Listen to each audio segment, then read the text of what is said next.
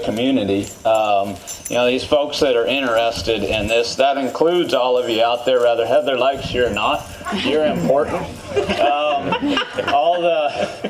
All the makers, all the enthusiasts, you know, everything. I flew out here for this deal just because of how my travel schedule is. As Jane mentioned, I borrowed a horse. Luckily, I knew him because I had the privilege of owning him before and starting him. But he's not mine anymore, and he'd gone home. And then I borrowed a saddle, and I borrowed somebody else, handed me a pair of spurs. My jeans are my own, but that's about it. And I didn't really even have to say anything other than folks realized, oh, hey, well, you don't have spurs, here you go. And so it is that community, and that's a special part of it. I think it goes right with, well, I guess what I'd say is there's a certain kind of people that this appeals to. You have to care a little bit about the nature of the animal and the stock and the environment that you're working in, and want to take care of it and each other more so than, you know, maybe winning a ribbon or a prize or getting something done really, you know, fast. It's not always an instant gratification kind of thing. We take a lot of time in the training of our horses.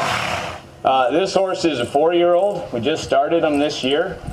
He's got, I don't know. So he's got less than 6 months riding on him.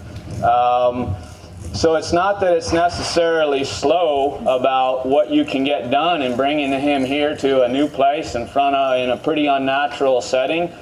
He's pretty good with that because he's good with us. You know, he's good with me. And so it's not that you can't get things done as you go, but it's about putting the horse first in that pace, in that schedule, not yourself or your own wishes.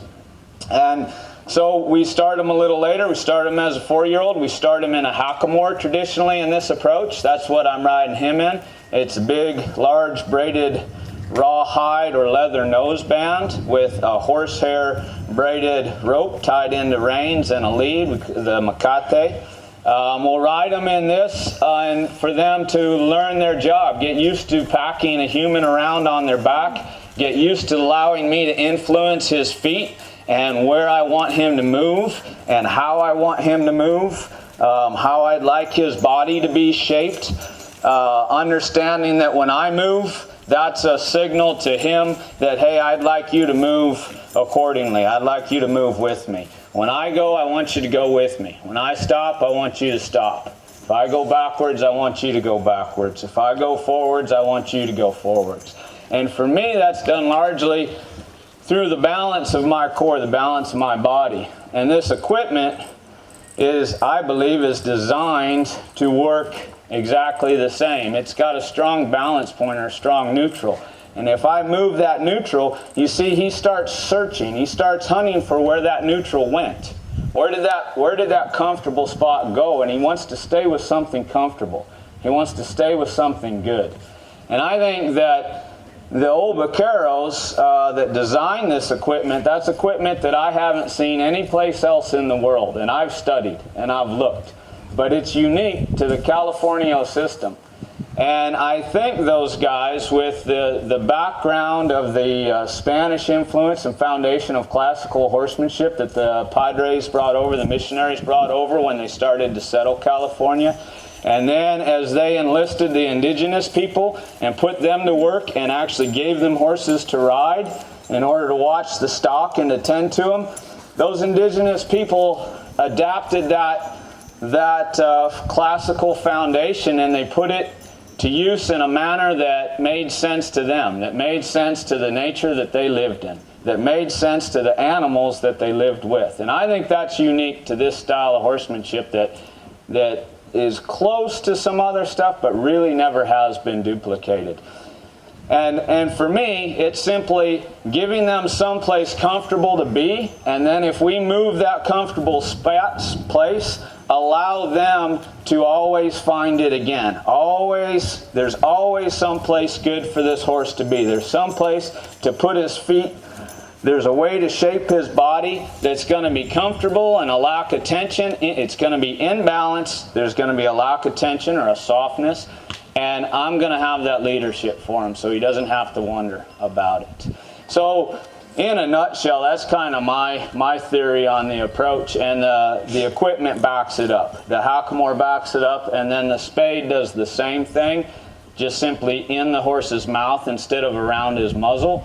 But to begin with, we use a real flexible. This hackamore is bendable, it's soft. You can twist it and fold it up so that as we move and he learns what I want him to do and he's trying and I'm trying and maybe we stumble and maybe we don't get it perfect all the time, but he doesn't really have to suffer a harsh consequence of us not getting it perfect, of bumping into each other, because this hackamore is flexible, it's soft. And then as he learns more about what I want to do, as he becomes educated, I would say, as we start to build a relationship and better communication, then I can put him into something that has a little more structure, which would be the spade bit for me. It still can move, and I can move the spade bit, and he can move right with it to stay with that comfortable balanced spot. But it's a little less flexible than the hackamore. But I wouldn't do that until he understands me really well and he's really familiar with what I'm doing and what I'm going to ask and how to move his feet and how to shape his body and the rest of my job, of our job. You know, I'm not going to do that, until he's comfortable with sorting cattle or comfortable with cattle moving towards him or being in the middle of a herd or taking the pull from the end of a riata with a critter, roped on the other end. So we'll let them learn all that stuff in an easy, slow manner with a flexible system where there's room to give, there's room to make mistakes, there's room to learn. And then we'll bring that in and make it a little more precise and a little more structured, little by little throughout his life, until we can be very, very precise later on, and he can be right on a dime. And that would be the essence of your Californio bridle horse. So this guy's just beginning, just starting off. But I think that approach of always giving him a comfortable place to be, it gets you this kind of attitude. A nice young horse that's in an absolutely new situation, and he's as calm as can be because I said it's okay, and he goes, well, it's always been okay before, so there's no reason not to believe you now. Mm-hmm. With that, I'll hand it over. Maybe somebody else has a two-rein horse or